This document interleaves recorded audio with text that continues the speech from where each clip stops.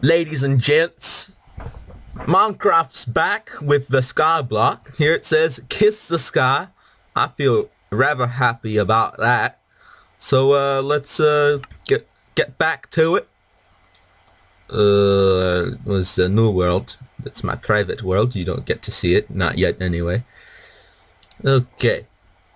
Let us see, how this is, doing. With my strange accent. Oh wait, I might have messed up on something. I hope I did not. But if I did, it would be rather upsetting.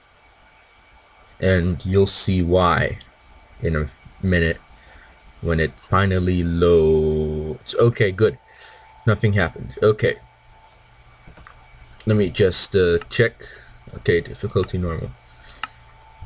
I've made it a policy to log in on peaceful just for the login and then switch difficulty to normal immediately after.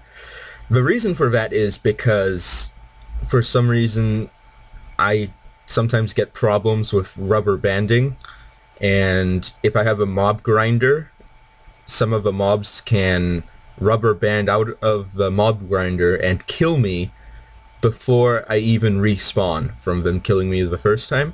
As in, the screen will still be the death screen. I'll click the respawn button and I'll watch my health go down before the death screen goes away.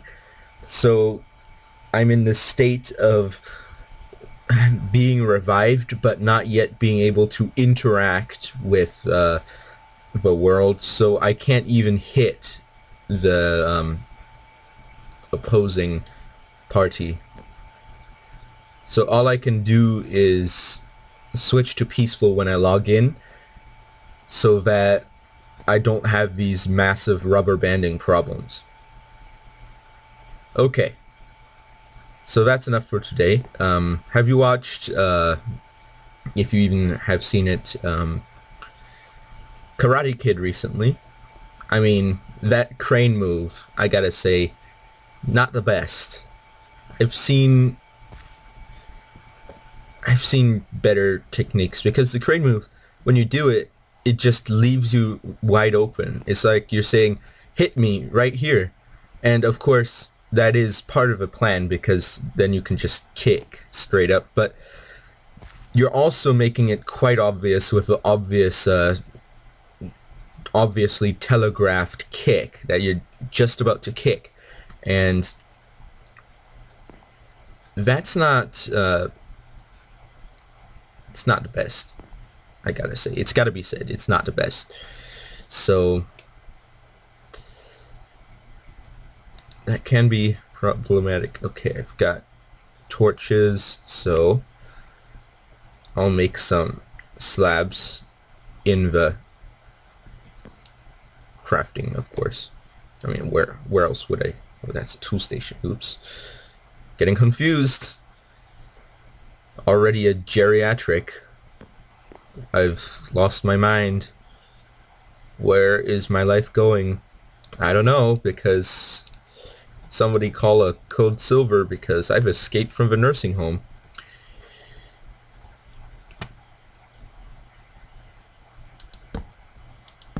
Have you ever been in a nursing home?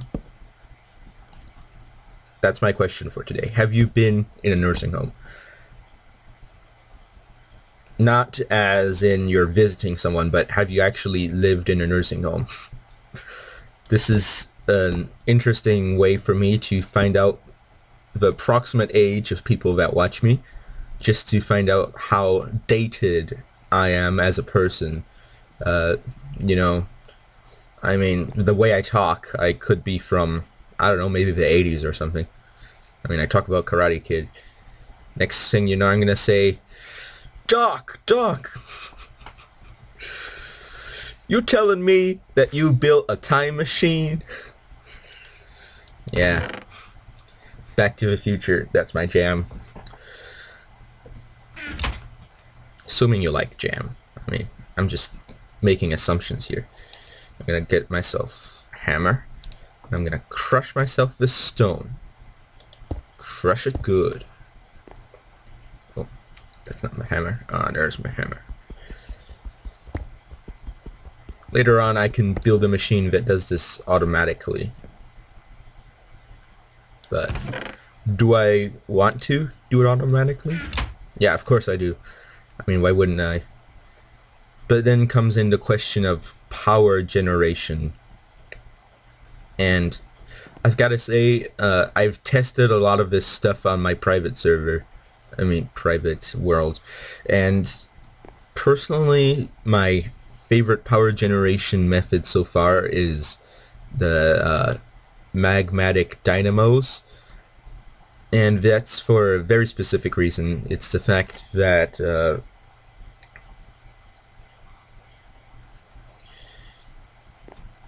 you can make whatchamacallits, not the candy.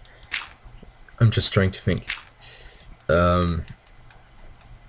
Yeah, the crucible or cauldron that allows you to melt down stone into lava is pretty efficient, and it is feasible to power multiple magma dynamos from one. But of course, it is not efficient to the point where if a magma dynamo is forced to maximum output that it would do well, but that's a story for another time. Okay, let's do this. Let's get this done. Now the reason I'm doing this with sand is because I'm looking for bone meal, and apparently bone meal comes in sand, and I'm fine with that.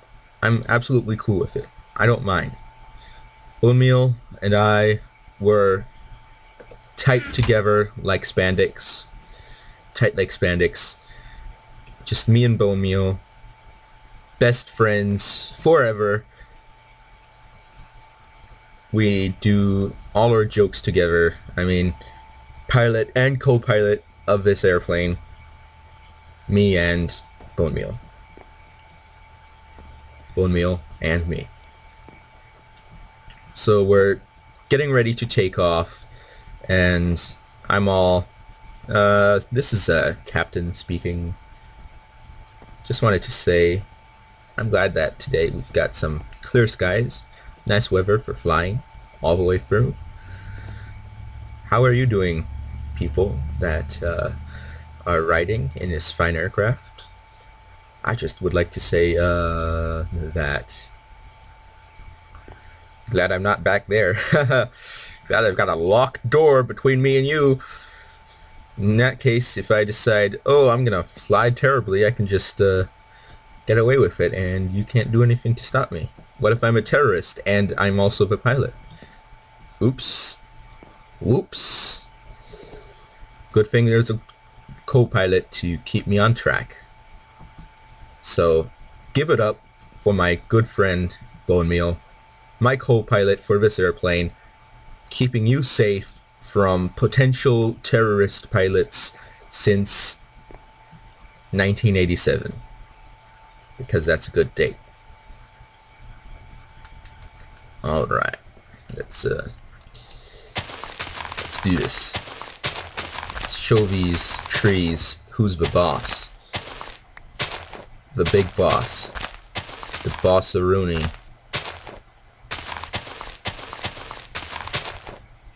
Who owns this show. Who's the ringleader in this three-ring circus. Who gives the big orders from the tall trees to the tall trees so that trees can grow tall without noobs getting all over them and saying, I'm the boss of you, Mr. Tree. Then you can just tell the noob, no you're not. Oops. Upgrade. And I got luck. That's alright, I suppose. I mean, there's better things. There are better things, and I'm going to stick with that story. There are better things to get as an upgrade for your thing, because I don't know if luck is gonna help me much. It's just me. It might not. Who knows? Only God knows. And maybe a programmer. And maybe some expert in the audience who's now super enraged at me for dissing on their favorite Minecraft enchant, luck. They're all, luck does this and that. And I'm all, you're probably right. Sorry. Didn't mean to ruin your day. I mean, but still. If you go on YouTube and you're that open about your day, then you're just asking for it to get ruined. If you're just willing to let people insult you on YouTube, just going on YouTube and you're thinking, oh look, I'm on YouTube and what's this? Someone disagrees with me. What am I gonna do now? I know, I'm gonna debate them. And then you bring a debate, and immediately 5 minutes after, you degrade into the abusive fallacy when your argument just turns into you're stupid but with more rude words. And I gotta be honest, I don't like that. I don't want to see that in my comment section. If you're going to debate, please be civil, use proper language, do not eat each other's ears. I know that can be a temptation. You're just eating somebody's ear, and the person was an unwilling participant in this act, and I have to say, I don't stand for that, and neither should you. You really shouldn't. But that's just my opinion. Is my opinion a good opinion? Yeah, of course it is. But is it your opinion? Probably not. I don't know. I don't know what your opinion is, because so far on YouTube I've only gotten maybe just one comment total. I mean, of course I could check again, but I have no idea what kind of people watch me. I mean, I get these reports, oh, someone in Poland viewed your video for maybe 2 seconds, and I'm all, yay, just like Finland and Thailand and all the other lands. People view my video for maybe 5 seconds and decide, no, what a loser. And I'm all, that's fine, feel free to think that I'm a loser, but that's your opinion, okay? It's not mine. I'm not going to let your opinion ruin my day. And that's how life works, you know. Other people have opinions, but whose opinion matters the most? Not yours. I gotta be honest with you. Your opinion is not the best opinion, but at least you know that if your opinion doesn't matter, at least other people's opinions probably don't matter as well. But of course society says, no, you're important, your opinions do matter. Your opinion can change the world. And I'm all, well, the world should change your opinion, because sometimes people say some really weird stuff. For example, the Flat Earth Society. How long have people known that the Earth was round? Thousands of years? Yes, that is true. People in most of history knew that Earth was round. It's just a lot of people don't understand this, though, because they look at old maps and they're looking at them and they say, oh, it shows flatness, and then ask yourself, well, what about all these ancient Greeks that did all these experiments? Did they say that the Earth was flat? No, they didn't. And their views were accepted throughout a large part of the world in the Middle Ages. So if you think about it, if you're just looking at maps, then you have to realize that a lot of these times that people make maps, as in someone makes a world map, and it's not a sphere or anything, or at least a projection of a sphere, then the reason they do this is because they haven't explored the entire world, so they don't know exactly all these things. They haven't surveyed everything. They haven't taken out their Guntner's chain and all their rods and links and stuff and all that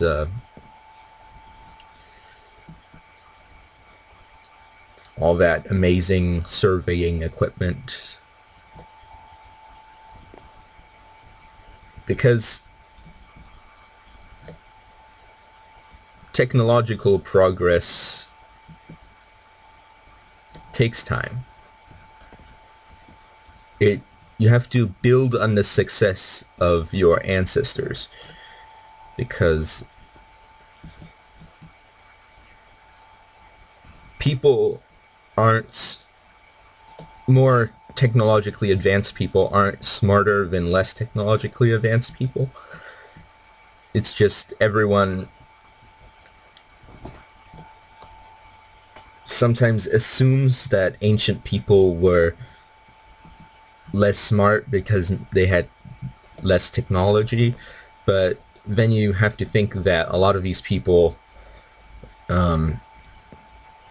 don't have as many ancestors as you do to build their success upon.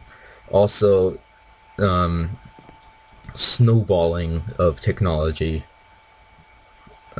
and especially computer development has snowballed over history, and people say that at some point soon there might be singularity, and by singularity they mean that perhaps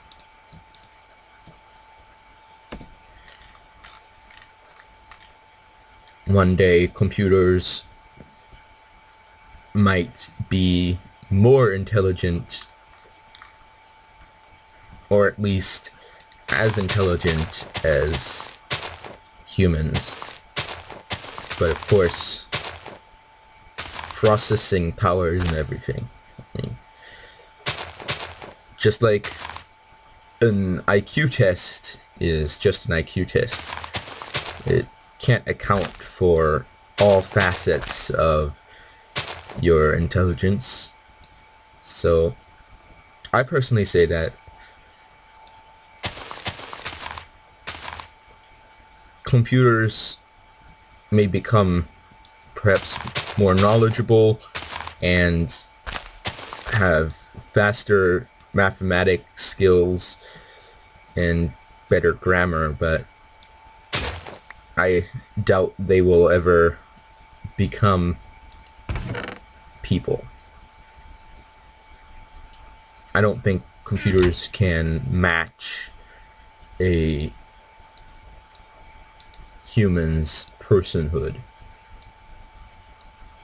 Just like a chimpanzee is not a person. But of course, today, society might say, no, chimpanzees are people. They say stuff like, a rat is a pig, is a dog, is a boy. And I have to say, things that are different are not the same. And I think that holds true for most things in the world. Things that are different are not the same. So I have to say that if I see a dilemma where I have to either save a human infant or a million of some animal, maybe kittens or puppies and stuff. I have to go with the human infant every time.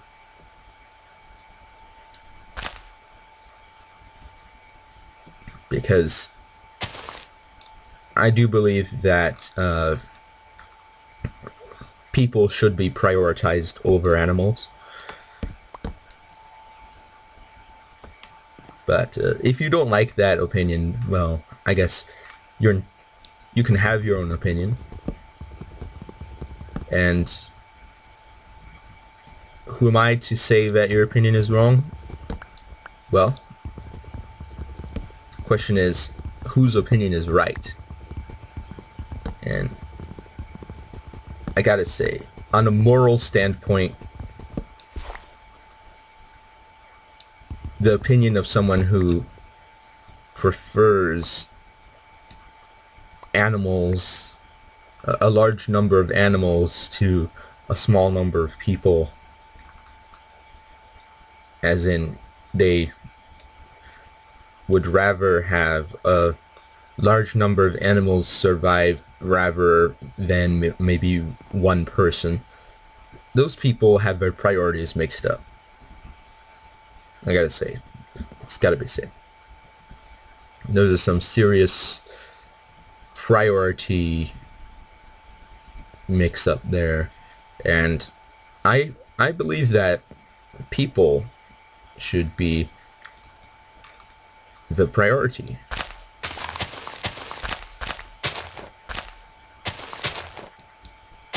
In nature, you should ensure that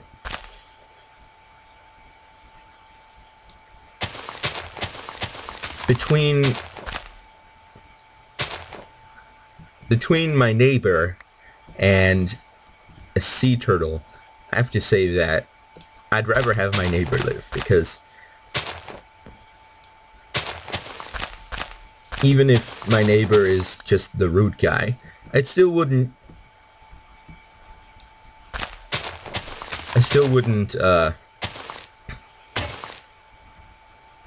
allow my neighbor to have inferiority to a sea turtle. I mean, a sea turtle, really? How much money do you get in fines for destroying sea turtle eggs? And how much money do you get in fines for aborting a human child? I gotta be direct with it, because there's no other way to say it.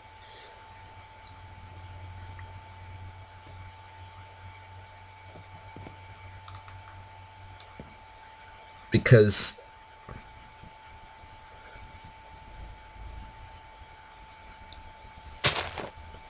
people might say, well, it's my body, I should do what I want with it. I say, yeah, your body, but what about the body that's inside your body? Whose body is that?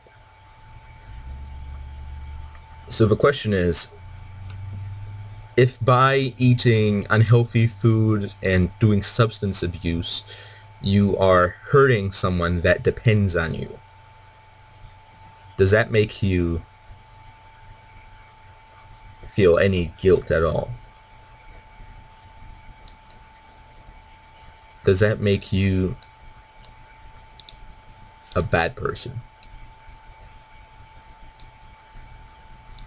Well, no, it doesn't make you a bad person. A bad person, being a bad person,